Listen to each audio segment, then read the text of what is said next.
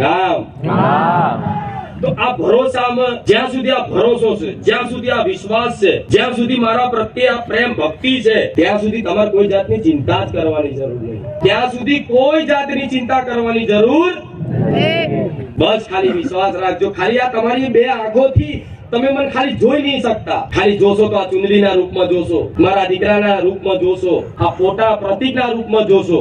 પણ ના, તમારો એવો ભરોસો બોલે છે કે આ ફોટા નથી, આ ફોટામાં સાક્ષાત મેરડીમાં બહુચરમાં બોલે છે. આ ચુંદડીમાં કોઈ વ્યક્તિ નથી. તમારો એવો ભરોસો, અનુભવ એવો બોલે છે કે સાક્ષાત બહુચર મેરડી, સાક્ષાત જીભે વસેલી માતા છે.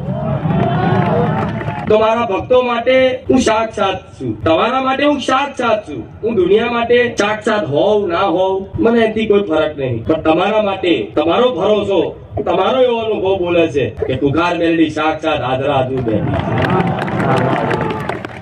તો આ ભરોસાથી બધું આખું જીવન એક કહેવાય ને, આ ભવ સાગર પાર થઈ જાય. જીવન ને આ ભવ સાગર પાર થઈ જાય જે છે આ ભરોસાની વસ્તુ. અને ભરોસો તમે કર્યો છે, તમે તમારી મહાનતા છે મારા ભક્તોની. તમે બારીજા ધામ આવો છો તો મારા નામના જયકારા કરે છે, પણ આજ હું માતા મારા ભક્તોના નામના જયકારક, મારા ભક્તોની જય હો.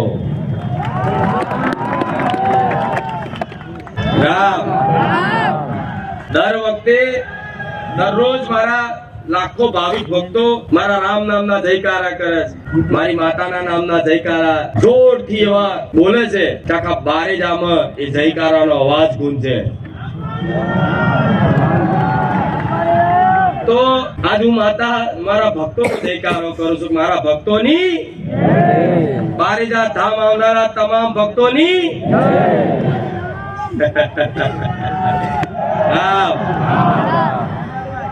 તમારો આ પ્રેમ, આ તમારી ભક્તિ, તમારા આ મારા પ્રત્યેની આ જે ભક્તિનો ભાવ જાગ્યો છે ને, એ અલૌકિક છે. કેમ કે બધાને દેવી શક્તિ માતા ભગવાન ઉપર ભરોસો એકદમ થતો નહીં. દુનિયા તો એના પારખા કરવામાં આખી જિંદગી કાઢી નાખે, પણ માતા હાથમાં આવે, માતાનું કોઈ પ્રમાણ મળે તો માતાજી હોય તો મને કઈક પ્રમાણ આલે, ભગવાન હોય તો કઈક પ્રમાણ આલે, તો હું માનું. તો ભગવાન માતાજી શું આ નરી આંખો દેખાશે? ના દેખાય. શું ભગવાન માતાજી આ બુદ્ધિથી એને ઓળખી શકશો? આ મનથી એને ઓળખી શકશો? કેમ કે મન, બુદ્ધિ, આ શરીર બનાવનારો મારો ભગવાન છે, મારા જેવી માતા છે. એ બુદ્ધિ આપનારો મારા જેવી માતા છે. તો એ બુદ્ધિથી મને માતા સુધી પહોંચી શકો ખરા? ત્યાં તો એકદમ ગાડા જેવું થઈ જવું પડે, એકદમ બુદ્ધિ વગરના થઈ જવું પડે કે મારી તારા પારે આવ્યો છું, હું બુદ્ધિ વગરનો એકદમ ડફો ઠોઠ છું. ભલે પછી દુનિયા માટે, સંસાર માટે તમે બહુ હોશિયાર ને બહુ ચતુર હો, પણ મારા પારે આવો, કોઈ પણ દેવી શક્તિ ભગવાનના પારે જાઓ, એકદમ બુદ્ધિ વગરના થઈ જવા. કે કોઈ જાતની મારી બુદ્ધિ નથી, આ થોડી ઘણી છે એમાં તારી કૃપાથી છે. સાચું ખોટું? કેમ કે તમારું આ મગજ છે, મગજ ની અંદર આ બુદ્ધિ છે, આ મન છે, એ કઈ ઘડીએ કયો તાર તૂટી જાય વ્યક્તિ ખબર નહીં, પાગલ થઈ જાય. પણ આ ભક્તિ નું પાગલ પણ એવું છે કે તાર તૂટે ને, ભક્તિના તારમાં જોડાય, એ હંધાય, એ તાર તૂટે નહીં. આ તૂટેલો તાર મારો ને તમારો ભવનો આ જોડાયો છે એવું માનજો. રામ તો આવી માતાજીની મહિમા છે. તો આ મહિમાને રોજ સાંભળી, હૃદયમાં વિશ્વાસ રાખી ધીરજ રાખજો થોડી. તમારા હિત માટે જ બેઠીશ, તમારા ભલા માટે જ બેઠીશ. તમારા દુનિયા એમ કે માતા હોય તો તમારે કઈ દે ખાસ છે.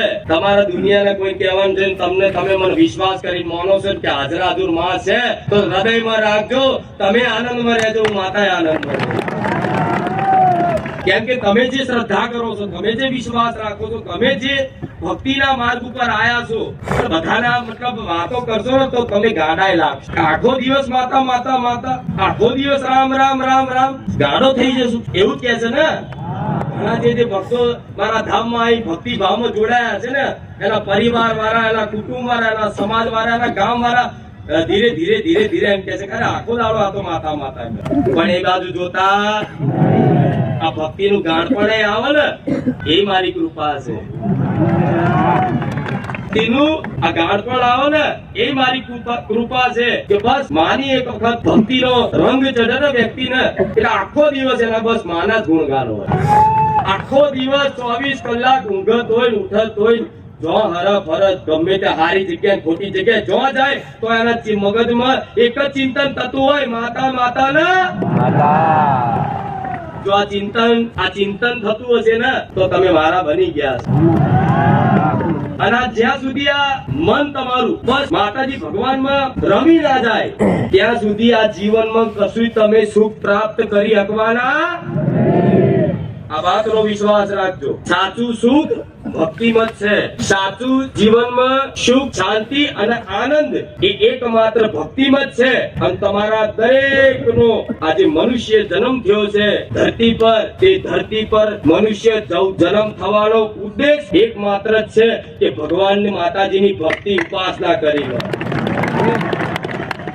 તો જ તમને પરમ શાંતિ અને આનંદ જીવનમાં અનુભવ, તો તમે સુખી, નહીં તો સુખી થવાના. અસલી સુખ બતાવ્યું. અસલી સુખ એ ભક્તિમાં છે. અને ભક્તિમાં એવું અલૌકિક સુખ છે, એવી અલૌકિક આનંદ છે કે શું કહું. એ આનંદનું વર્ણન કરવા માટે આ શબ્દોના વાણી પાછી પડે. એ આનંદનું વર્ણન કરી શકે.